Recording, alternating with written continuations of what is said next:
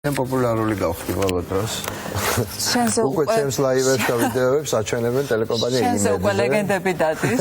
იმედის კი გაჩვენებს და გაპიარებს. ლაივებსაც კი.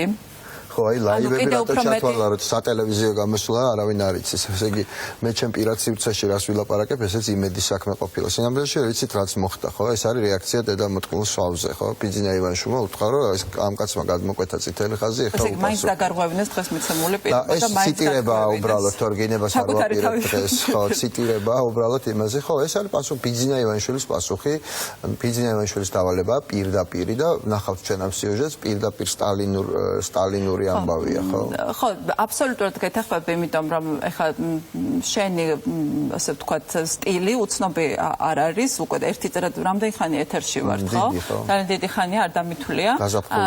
ყოველ შემთხვევაში ერთი წელი იქნება მალე. ერთი წელი იქნება მალე, მაგრამ იმედმა მხოლოდ ახლა მოგიწვია სიუჟეტი, მაშინ როდესაც პირადად შეეხა ივანიშვილს და ამ სიუჟეტიდან კარგად ჩანს, რომ ივანიშვილმა მიმართა მის მიერ დაფინანსებულ ინტელიგენციას, ოღონდ ვერ ვიცანი იქ რა ხალხი იყო,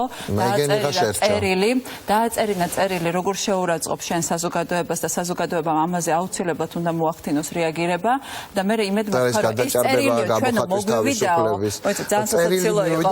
ხო და ეხლა რატო უნდა გავაკეთოთ სიუჟეტი? სიუჟეტის გაკეთებას ხო უნდა ქონდეს საინფორმაციო საბაბი. ხო და წერილი მიუვიდა. როგორც ამბობ. ხო, წერილი მიუვიდა იმედს და სტუდიაში წერილია. ხო, თქვა რომ ჩვენ მოგვივიდა საქსპოტებობა საზოგადოება, რომელიც შეიკრიბა რომელიღაც შენობის სააქტო დარბაზში და დაწერა წერილი. ეს წერილი მოგვივიდა და ჩვენი იძულებული ვართ წერილს გამოვახმო. მაგრამ ეს არის ტოტალური გამოკლებება უკაცრავად ყველას. იმედ კოლეგები, არ ვიცი რამდენად შეიძლება კოლეგები გიწოდოთ, მაგრამ მაინც მასე მოგიხსენიებთ.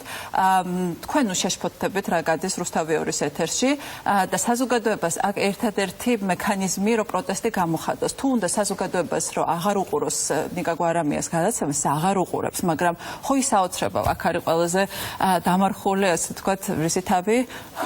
დედამოტყულის სვავის. და იცით რატო? იმიტომ რომ აი მაგალითად გასულ კვირას ქონდა თითქმის 50%-იანი შეარი, ანუ ჩართული ტელევიზორების 50% გვიყურებდა ჩვენ. და ანუ საზოგადოება არათუ პროტესტს არ გამოხატავს ნიკა გვარამიას სტილის მიმართ, არამედ უნდათ რომ ამ გადაცემას უყურონ და სწორედ აქედან მოდის ალბათ ჩემი ლაივების ნახვის რაოდენობაც შემაშფოთებელია. პროტესტის გზნობა, ასე რომ თქვენ ამაზე იფიქრებთ, ისაც ბევრი საფიქრალი გაქვთ, როგორ უნდა გამოიყვანოთ რამდენი სიუჟეტი უნდა გააკეთონ? 9 წელი ჯერ კიდევ სისხლიანი 9 წელი არ არის ამოწურული, როგორ უნდა გააპიაროთ ხელისუფლება. აი გარიციან და ამიტომ წარსულზე ლაპარაკობთ, როგორ უნდა გააპიაროთ. ბევრი საფიქრალი გაქვთ და ჩვენზე ნუიდარდებთ და ჩვენ და საზოგადოებას, ჩვენ თვითონ გავარკვევთ ჩვენს ურთიერთობას, ჩვენს მაყურებელთან, რომელიც ძალიან დიდია და მე მგონი ამ აუდიტორიამ ექსპერტები, რომლებიც ამის მონაწილეები გახდნენ, სამარცხვინოები, მაინტერესებს აი ამ კოლექტიური წერილის ნაწილი რო გახდნენ, იმითი რომ აი ეს კომენტარები ისე თუნდაც სრულიად უწყინარი, ჩემი აზრით, აი უბრალოდ ბოდიში უნდა მოიხადონ საზოგადოების წინაშე. მათ ზოგადი განცხადებები გააკეთეს. რა მნიშვნელობა ხო იცი აი რისი ნაწილი გახდნენ, ხო ხედავთ კოლექტიური დაждდის და ეს ეგ არ არის ჩემი პრობლემა, ფაქტის ახაზია. ისტორია იმახსოვრებს ფაქტებს, რა იცოდა მე ამოჩენე თავის თავს ასეთ უცნაურ სიუჟეტში, სადაც ესე იგი სიუჟეტში სტანდარტებზე გველაპარაკება იმედი, რომელმაც ნუ გადაახვიეთ ერთ გადაცემას მაინც უყურეთ და მიხვდეთ როგორ იცავენ სტანდარტებს და სიუჟეტშიც კი სტანდარტი დაარღვიეს, იმიტომ რომ არც კი დაურეკეს და კომენტარი არ თხოვეს იმ ადამიანს, რომელზეც ეს სიუჟეტი იყო. ხო, თავდაპირველად მე არც ვიცოდი, არც უკითხავთ არაფერი. ესეთი სახალისო მოვლენების ციკლშიც უნდა ჩავსვათ, ბევრი იყო სახალისო ფაქტები ამ კვირაში და იმედის კვირამ დააგვირგვინა ეს. ნახოთ იმედის კვირას, ახლა მართლა ნახავს ხალხი, იმიტომ რომ რეიტინგი აქეთ არის იმედის კვირას ვინ უყურებს, კი ვიცით და აი მოდით ნახოთ ახლა რას ბოჯიალობს ჩვენი კონკურენტი ტელევიზია, რომელსაც კაპიკებით ვუგებთ ყველაფერს, მაინც აგაფეთქებთ ჩვენი კაპიკებით. თქვენი ხუთმაგი ბიუჯეტი არ გიშველით, ხო? მიდიხართ ხუთმაგი თანხით. თქვენ საზოგადოებრივი ტელევიზია და ჩვენ კაპიკებს ვიტყვით. მაინც ჩვენ გვიყურებენ, იმიტომ რომ ჩვენ ვქნით საინტერესო კონტენტს. და თქვენ ხართ დაქირავებული ლაზღანდარები, თან უნიჭოთ აკეთებთ ამას ყველაფერს. კეთებაც იმის კეთება შეიძლება უკეთესად, რასაც თქვენ აკეთებთ, საშინლად უნიჭოთ. სახკომი ჩვეულებრივი, აი შინ სახკომის რეაქცია წერილი შევიდა და დასაჯეთ გვარამია აირჩიეთ.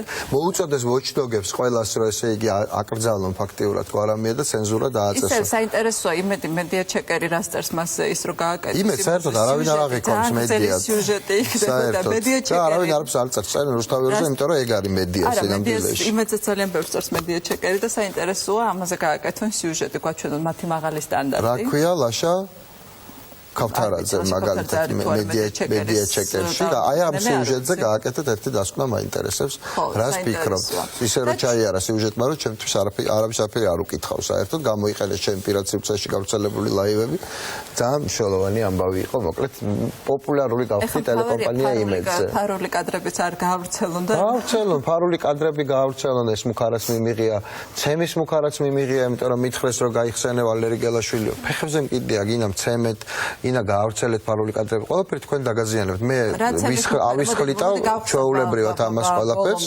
მაშინ კარტები და თქვათ როდის მიიღე ეს ცემის მუქარა და ვალერი გელაშვილიო როგორც კი ლაივი ჩაიწერა არ მუქარა არ მე არ ვაპირებ ამაზე საუბარს ასე დაკითხვები არაფერი არ მაინტერესებს ეს ჟურნალისტური ასე ვთქვათ ინფორმაცია იყო არ მაინტერესებს ფეხებზე მკიდია მეგობრებო გინდათ ჩემი ცემა მიდით მიაწექით კადრებს, ჩემ ნაცემ კადრებსაც მთელი მსოფლიო იხილავს. მიდით, რაც გინდათ ისკენ ფეხებზე მკიდი არ მაინტერესებს. მოკლა გინდათ, გააგრძელეთ. შევალ ისტორიაში დიდებულად, რომ თქვენ ჩემს გამო თქვენ დაემხობით. ყველაფერი გააკეთეთ, რაც გინდა. ფეხებზე მკიდია, მაინც დედამოწყულის ვავია, ჩემს ბიზნესში.